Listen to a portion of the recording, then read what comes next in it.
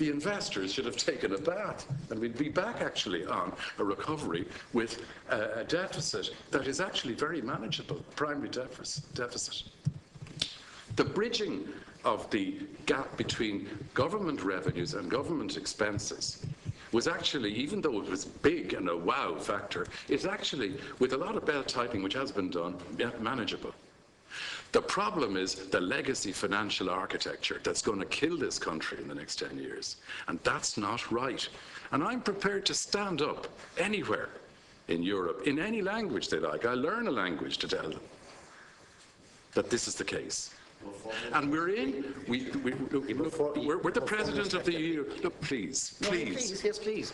And you're going to be able to say this in Paris between the 10th and the 13th, and I'm not. Please, you keep making the same error. You have a lot of very, very positive, it's very, very well thought out. I love my country, yes, Chairman. Yes, but what I would like needs to be said. But what I could do, I could talk to the recording room here and just ask them to give us the same recording of you every week, or I can ask the witnesses to engage with you with the points you're raising. So if you wish, Deputy, and I can let you talk the full 12 minutes if you wish, okay. But if you wish, Mr. Corrigan and Mr. Whelan and Mr. Murphy, to engage with your expertise, please afford them time in the time that you're allowed to talk to them. Yeah. So you now have about the... They've been very good. They've been here for 2.5 hours. Yes, and they've listened and they've engaged. It's unfair. So I'm just asking you, if you wish to talk to the witnesses, that's fine. Yeah. But if you wish to engage with the witnesses, which I would encourage you to do on the points that you're making, yeah, I would ask you to allow some space for responses. Okay. 1 minute left, please. Yeah. The ECB, as you say, central banks tend to be secretive. I'd actually go up the gears. Would you agree? Sinister almost. Now, the ECB, the ECB may have made $5 billion profit. We don't know on Irish bonds. That's an awful lot of money. And they have the insider conflict of interest in actually being a counterparty to the negotiations that will seek to do a restructuring of the debt that will emerge out of the pro-note. Again, it's unbelievable stuff. It's voodoo. It's actually complex, educated, world establishment voodoo. And you know what? A lot of these guys, they're meeting today in Davos to continue to have this voodoo effect over the world, while 26 million people are unemployed. Now, I'm not a communist. I don't even want to be a socialist. I want to be a fair human being in a family, the EU, which has as its primary objective the primary thing is to have closer union amongst the members of the family, like a family, closer union, on a mutual basis. And my guess is, and I'd ask you, do you agree, this is my last question, do you agree that possibly across the Eurozone banks there's maybe a 3 trillion problem minimum, off balance sheet, on balance sheet, and it needs to be recognised, mutualised, probably perpetualised at a very low interest rate to solve it? Thank you very much.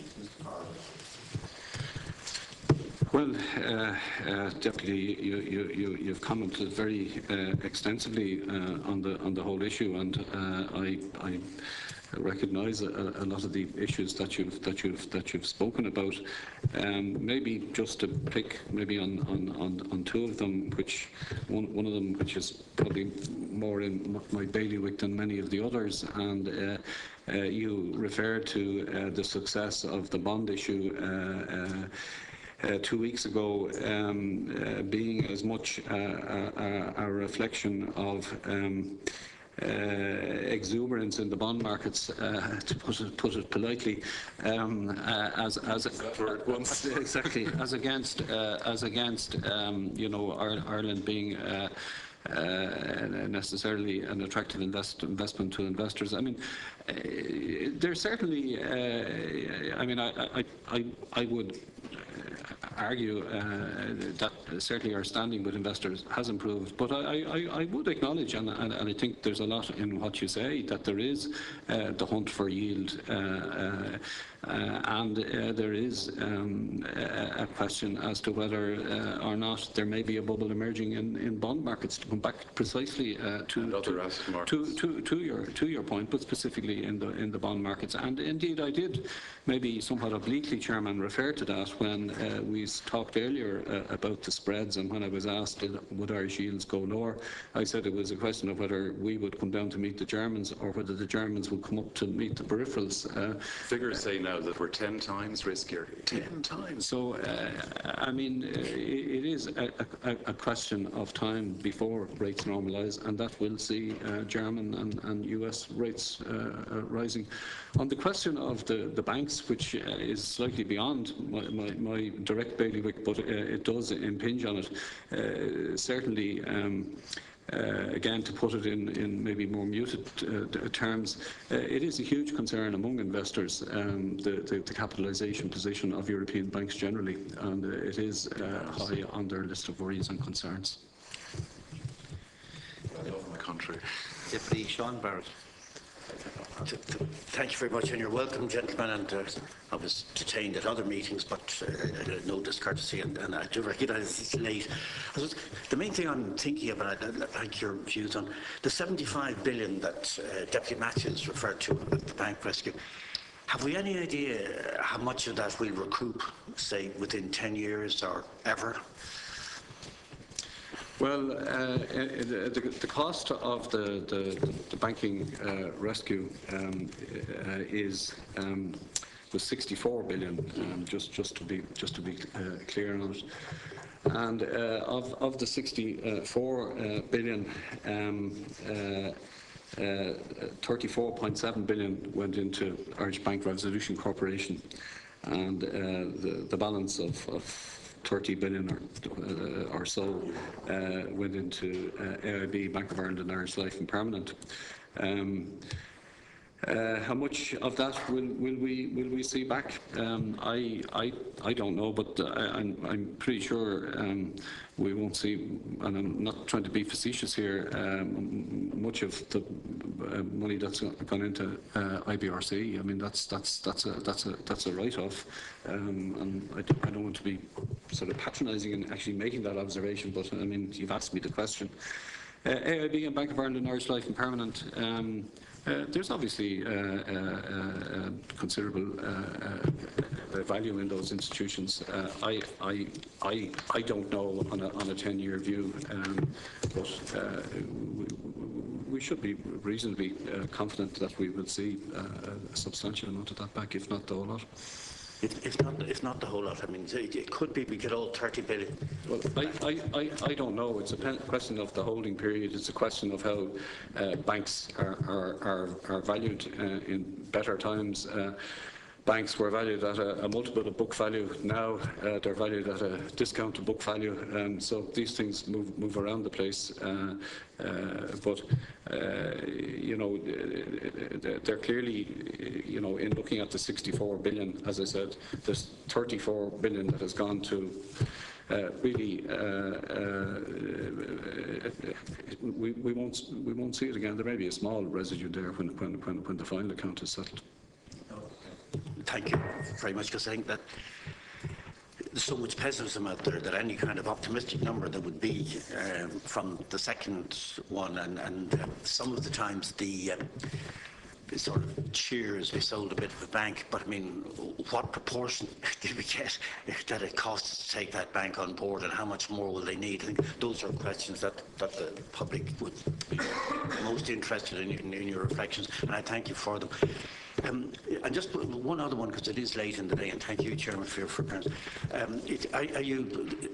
There's a new Freedom of Information Act being mooted by Minister Hallen. Will you be part of that, or have you applied for opting out of it? No, it's government policy to bring the NTMA and its constituents, including NAMA, within the scope of the Freedom of Information Act. But I think the Minister, in recent statements to an Oireachtas committee, recognised that certain commercial sensitivities will have to be respected, but certainly the policy intention, which we fully accept, is to bring us in principle within the scope of the FOI. Thank you. And does that apply to the Ombudsman as well? Because we had some, as you know, recent legislation on the Ombudsman also. Are you subject to the scrutiny of the Ombudsman? Well, we would be the subject of the scrutiny of the Ombudsman as the Freedom of Information Commissioner. So to the extent that and I haven't seen the legislation, but taking the normal sort of architecture, to the extent that somebody applies for disclosure and for whatever reason the application is refused, the appeals process I would expect be available to the Information Commissioner, who is the Ombudsman. Thank you very much, and thank you, Chairman. Thank you very much. Just to wrap up a couple of things there that I've just done. Deputy Doherty raised the issue of State Street and events that were reported at the Public Accounts Committee back in November. If maybe I could just return to that issue, please, Mr. Corrigan, just to give us an explanation as to what is the current state of play and what residual matters are still left there from the debt management that State Street were actually engaged in. Well, as you say, it came up at the Public Accounts Committee, the issue of State Street's behaviour. On foot of the hearing at the Public Accounts Committee and at the request of the committee, we in fact wrote to the chairman, Lord Turner, of the Financial Services Authority in the UK, forwarding him a transcript of the evidence before the Public Accounts Committee, and expressing the committee's concern that the authority hadn't reported. We got back a positive reply, in the sense that the chairman of the authority said that they were following it up as quickly as they could and would be reporting on it. As regards our relationship with State Street, State Street has successfully managed money for us over the years on behalf of the pension fund, an indexed portfolio. It matches the return on certain stock market indices, and we have taken the view commercially that it makes sense, because we don't have an issue with the management of that, to wait until we see what the FSA report is. We have been made good in relation to the losses, the face losses that were incurred on the State Street transactions, but we have accepted that money, but not on the basis of full and final settlement. So the thing is still open in terms of seeking further remedies, and we feel that commercially it makes sense just to leave things just for the moment. Okay, and it was the Controller Auditor General that brought it to the attention of the Public Accounts Committee. Had the NTMA itself actually identified the difficulties that were there with State Street, or was it the Controller Auditor General's office identified the difficulties? The NTMA itself identified it. It saw certain press reports in the paper which aroused suspicion, and on foot of that it became apparent that there were irregularities. Such as? There were certain people in State Street who have been sacked, reportedly, and that set alarm bells off, and we made inquiries whilst reporting the matter to the Controller and Auditor General as our external auditor, as would be the right thing to do. And just finally, on that issue, has that created a review or a change in protocols with the NTMA in regard to dealing with agencies similar to the roles that those played by State Street? Well, the transaction in which the irregularity was involved was a very specific transaction. I won't go into detail unless you want me to, but it was called a transition, where something was being transitioned from a stock market holding into cash. It was a sizable transaction and needed to be handled with certain amount of expertise. We have no longer used clearly State Street on those activities, and we have gone out to tender for a new panel of transition managers. The indexed funds, which are managed in a separate business unit within State Street, we have no issue there, but we would be concerned with the quality of governance within State Street and other issues. And to date, we only have the company's account to rely on, and we think before we make any decision on the future basis of the relationship, if any, with State Street, that we would wish to see the report from the regulator in the UK. Okay, thank you. Deputy Mathews, briefly. Thanks. Just briefly, a few little things on Deputy Donald's discussion with you, or conversation about the fiscal cliff or the refinancing. I think, you know, and also Deputy Humphreys, basically you're talking about rollovers and maturities managements at different yields, isn't that? Yes, yes, in a word. People are getting into a bit of a twist about that. Well, cliff is a word that we've all slipped into for... No, it's rollovers, you know, and in fact, the more we show that we're actually managing the primary deficit and the correction of expenditures and the collection of revenues, you know, it's not a problem. But in that situation, there can be a complacency set in about the origin and provenance of the odious debt from the bank-related stuff. And it becomes very easy to sort of lull us into a sense of, you can do this over 10 or 15 years. In principle, it's wrong. It's not our debt. It should have been mutualised. It's going to be mutualised in the future. And the ESM and all these things are being set up to deal with these things. And wouldn't it be an awful unfair situation if, for instance, Deutsche Bank decides to recognise 250 billion worth of provisions in a year's or 18 months' time, and they get the benefit of an ESM, if we don't clean up the whole household across Europe at the same time and mutualise it, perpetualise it at a cheap rate. That's my point. And I'd say, please use all your skills and your experience and the regard that you're held in to use that argument. Don't be afraid. Come out from under the shell and do battle for us. The other thing too was on Bank of Ireland, the three people that were lost, senior people, from NTMA / the Department of Finance arrangement, they all a note went to either Bank of Ireland or to other non-nationalised banks. That's telling in itself, I think. And I'm not going to develop that any further. And also on Bank of Ireland, I actually asked or texted Taoiseach before the 31st of July 2012, or 2011, the capitalisation date for the banks, not to use your fund, carefully built up over the years, the Pension Reserve Fund, to capitalise it, and insist at that point on creditor capitalisation for the reasons already stated. I said, don't use up that. That is the pension. It is what it says, a pension reserve fund.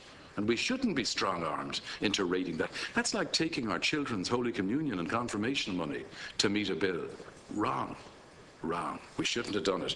And to think that Wilbur Ross, Kennedy Wilson, Liberty, Fairfax and Carlisle got 35% of the infrastructure of a bank. Deputy Mathews, you indicated briefly, it's going beyond briefly, so I'd ask you to summarize. This is my last sentence, please, with your indulgence. You are, yeah. Okay. We, the state, the people of Ireland, hold for 5 billion plus 15%, and we're being laughed at by that bank and its management. That's just a pity. Thanks, and thanks very much again. Thank you, Mr. Corrigan. With that said, I'd like to bring this evening's proceedings to a conclusion. In doing so, thank Mr. Corrigan and his colleagues, Mr. Whelan and Mr. Murphy, for engaging with the committee this evening. What was a lively discussion here today. And with that said, with Mr. Corrigan's and his colleagues' permission, I would propose that it would be agreed to publish the committee's homepage the opening statements by Mr. Corrigan today, if that's agreeable. And there were a couple of issues on which I undertook to come back to the committee, and I will come back as quickly as I can. Thank you for showing patience. I'll bring this evening's meeting to a conclusion. Item 8, there is no other business, and there is no other business. The meeting is adjourned since then.